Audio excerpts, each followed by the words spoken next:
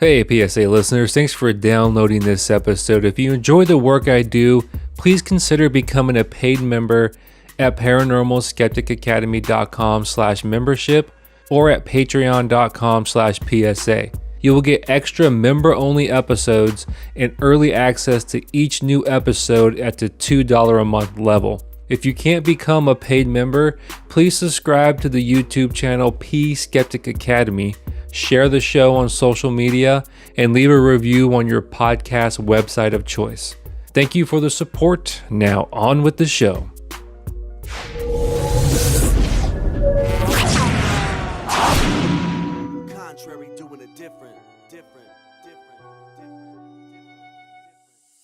A massive medical complex sits abandoned in Aurora, Colorado. Once the home of Fitzsimons Army Medical Center, it awaits new life, but the past may still haunt this place. Let's take a trip to the Fitzsimons Army Medical Center and see what ghost of the past we can dig up.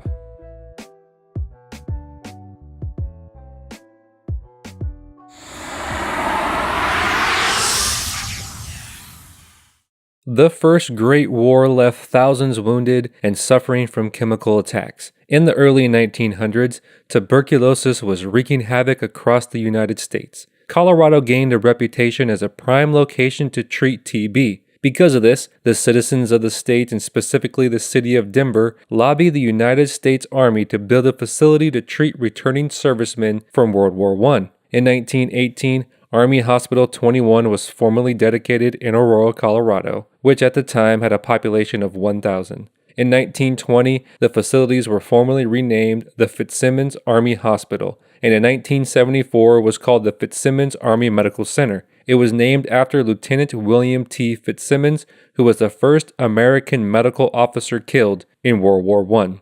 The medical center saw its peak usage during World War II, where it treated returning casualties. It also became one of the Army's premier medical training centers. Dwight D. Eisenhower was treated at this facility on 3 separate occasions. In 1995, the Base Realignment and Closure Commission recommended the closure of the facilities except for the Army Reserve Center. In 1999, the closure was completed.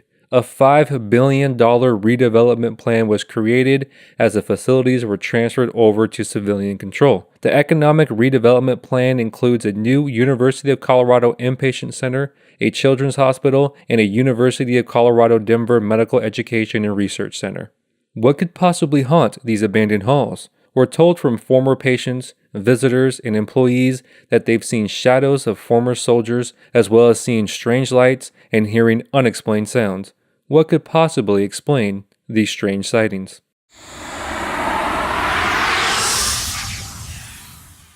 The evidence of the paranormal is really thin with this place, and I suspect because it's a former federal government facility and is currently being redeveloped. Typically, the places that let paranormal investigators in to investigate are privately owned or long since abandoned. We have reports of shadows, light anomalies, and unexplained noises. Let me put on my ghost hunter hat and try to explain why. First, we know shadow figures are ghosts that can't fully manifest. Scientifically proven. We probably have shadow figures in this facility because many people have probably died here, and we all know that when people die, especially under tragic conditions, they leave behind energy, and that energy manifests as shadow figures or light anomalies. To explain the unexplainable sounds, we would use a digital voice recorder during our investigation. We don't have actual audio, but I'm sure it would sound something like this. If you're here with us, please let us know by speaking into this device I'm holding in my hand. Moments after asking if anyone was here, I caught this Class A EVP. If you listen closely, it says, mustard gas.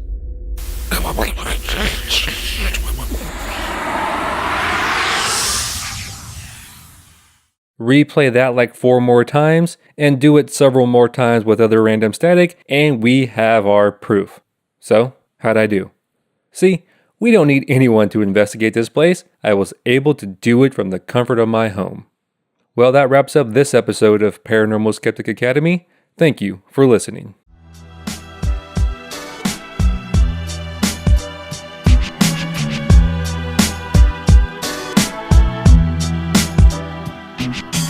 Thank you for listening to Paranormal Skeptic Academy. If you like the work that I do, please leave me a review on iTunes and Stitcher. If you want to support the show financially and receive extra content monthly, you can sign up to be a member starting at $1 a month at patreon.com/PSA or at paranormalskepticacademy.com/membership. Like the Facebook page at facebook.com/paranormalskepticacademy.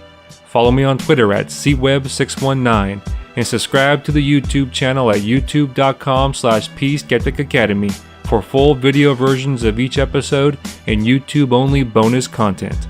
Also, you can download each member-only episode for $1.50 at paranormalskepticacademy.com under downloads. Thank you for listening and supporting Paranormal Skeptic Academy. Schooling your favorite paranormal investigators.